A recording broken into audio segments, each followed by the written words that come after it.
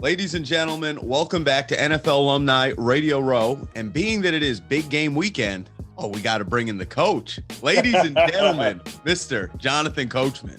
John, how are you?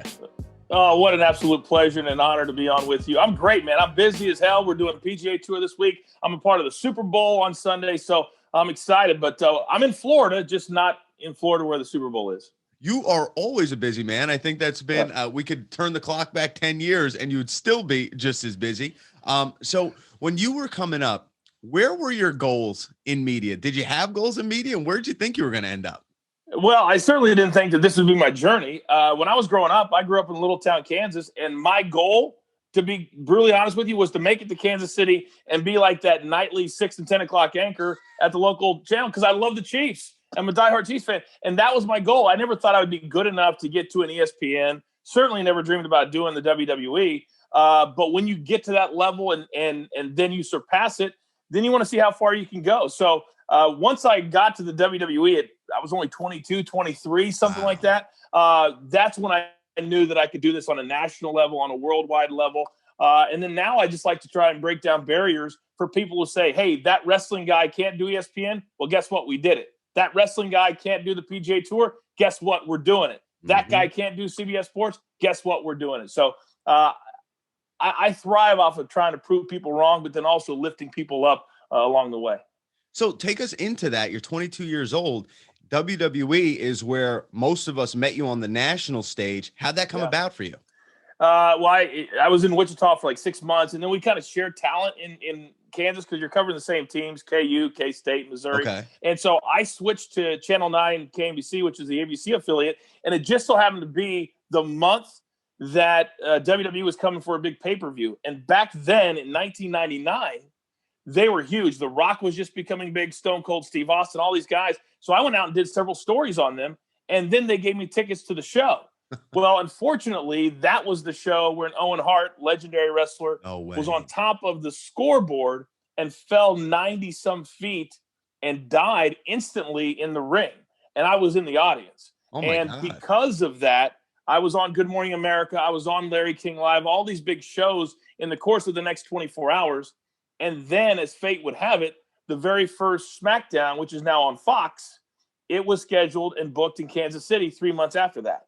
They couldn't sell any tickets. So they called me up and said, hey, we're going to bring Shawn Michaels, who's a legendary name, and would you do a story and help us promote the show a little bit? And that's how I first met the executives at the WWE. After that chance encounter, they called me less than a week later and said, hey, we're looking for a new guy. Would you be interested? And I'd only been in Kansas City for 4 months at that point. So I only worked in Kansas City for a total of 9 months because I had to stay until the football season was over because I was the Chiefs guy. I would travel and cover the Chiefs for the entire season. So my career in Kansas City was very, very short.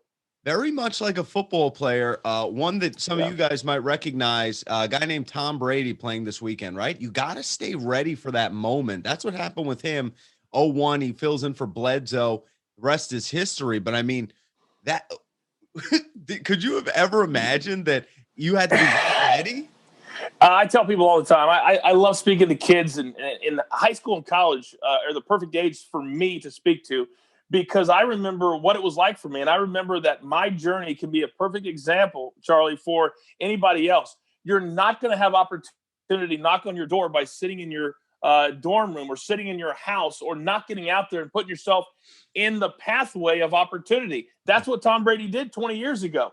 But not only was he there to go in, he was ready.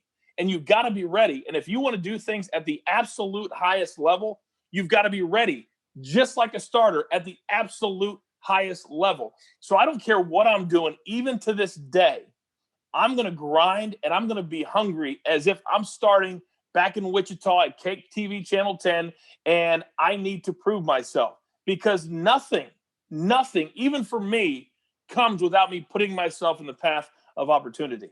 Absolutely. So being that you and Tom Brady kind of share this, does that mean, Coach, that this Sunday you hang up your Chiefs jersey and you put on the creamsicle Tampa Bay Buccaneers?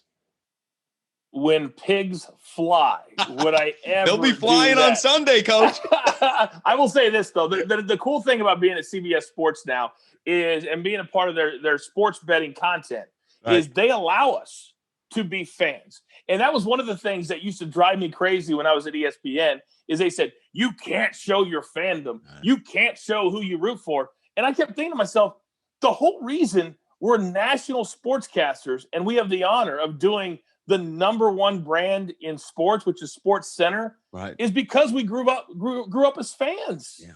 And those two things don't make any sense to me. And CBS and my bosses there, they just absolutely get it. So, no, I will not be rooting for Tom Brady. I went to the Super Bowl with my 10-year-old son last year. Greatest day of my adult life as a father. Unfortunately, I'm not going to watch the game with my kids this year because I'm working here in Florida. But I have a little inkling that we might get back to another Super Bowl down the road with number 15 as our quarterback. I think that's a safe bet. I think that might be, to talk bet, safe bet. So being that you are one of the experts when we talk betting and spreads, what kind of point totals are you looking for on this game? Well, I tell you what, the one thing you never want to do when you're betting the Super Bowl is bet the under. I mean, there's not a worse bet to make. And I don't mean from a can I win it standpoint, but you want to enjoy it. This is the one game a year that from a betting standpoint, I throw everything out the window when it comes to my advice to people who are betting, because this is the last real big day of betting for the year. And then, there's basketball and baseball, but the football season is the meat and potatoes. Yeah. So you want to go out there and you want to bet the fun stuff. You want to bet on coin flips and how long is the national anthem going to be. And certainly you want to bet the over because you want Tom Brady and Patrick Mahomes to be at their absolute best. Oh, yeah. Can you imagine if Tom Brady's like 15 for 27, $182, and 1 touchdown? Nobody wants to see that. Nope. So we want to root for points. So it's a high point total for a Super Bowl at 56 and a half. I do think they'll cover it. And I do think the side bet, the 3.5, is right where you want to be. Now that hook is huge. And what I mean by hook is that half a point, I would buy it down to 3. And we always say at my show, The Early Edge, that even if the juice is a little bit higher, the juice can be worth the squeeze. So, you're going to go from -110 to probably -140 or -150. That's how much they charge for that half a point.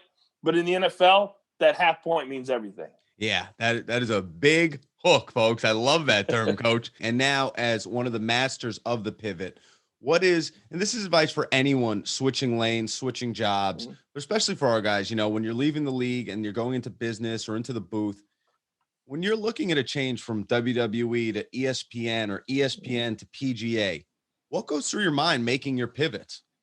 Work for free. Work for free. Say yes to everything. I was actually having a conversation a few weeks ago with The Miz from the WWE, and we're really good friends, have been for years. I was there when he was pivoting from his reality TV career into the WWE, and I told him back then, I said, say yes to everything and don't think about what you're getting paid for it. And especially now today, the last thing that networks want to hear or employers want to hear is, how much am I getting paid for it? How much are you going to pay me for it? Before they've even proven themselves. NFL players believe that just because they played in the league, that it's super easy to get a job at ESPN or Fox. It may be easy to get it, but can you keep it? It used to drive me crazy. I'll never forget. Who was the manager of the Cubs last year? Catcher. David Ross. There you go, David Ross. So David Ross came up to me and says, Coach, what should I do? How can I separate myself? I said, get some paper. He goes, get some paper. I said, one thing that drives me nuts. Well, there's a lot that drives me nuts about an analyst. First of all, they think they're entitled, most of them, but they don't write anything down. And when you go from the meeting room to the studio and you want to make 3 really good points, how many of us can remember what those points are when the red light comes on and, oh my God, now I've got to do it in 45 seconds or a minute. Write stuff down, prepare. Just because you played doesn't mean that translates to TV. This is a true story. I did a segment with Jerry Rice years ago, and I think it's safe to say Jerry Rice didn't have the greatest TV career, okay? And part of the reason was he didn't have a lot of energy, and he didn't prepare, and which really surprised me because he's the most meticulous preparer when he played football. So we were sitting in the Sports Center studio, and I asked him a question. I can't remember it was like, what do the Buccaneers need to do this week to be successful? And he looked right at me, serious as a heart attack, and he goes, Coach, he says, they're going to have to play good on offense and defense. And that was it. That was it. And in that moment, I said to myself, I don't think he's going to be here very long. And that was my whole point to David Ross about bringing paper. How many times, and I want people to notice this, when you're watching an analyst on TV, how many have paper in front of them? And if I was an executive at ESPN or any place else, that would be the first thing that I would tell my analysts. I need you to prepare. I need you to know, just like my anchors, what's going on all the way around the table. All the way around the table. And then you're going to separate yourself. Why do you think Tony Romo is making $18 million a year for CBS? Because he prepared himself. And so when he's calling a game, he can see what's going to happen almost before it happens. And that's become his calling card. And he latches on to that. You've got to make yourself special and unique. But if you do not prepare, you cannot make it on TV, period. And that's what these former athletes need to understand. It's not just a blank ticket to be on TV just because you played in the league. With all the great different teams that you played for, what was Vince McMahon like in the form of a head coach? I would say that his biggest strength is the ability to be fearless and to try things.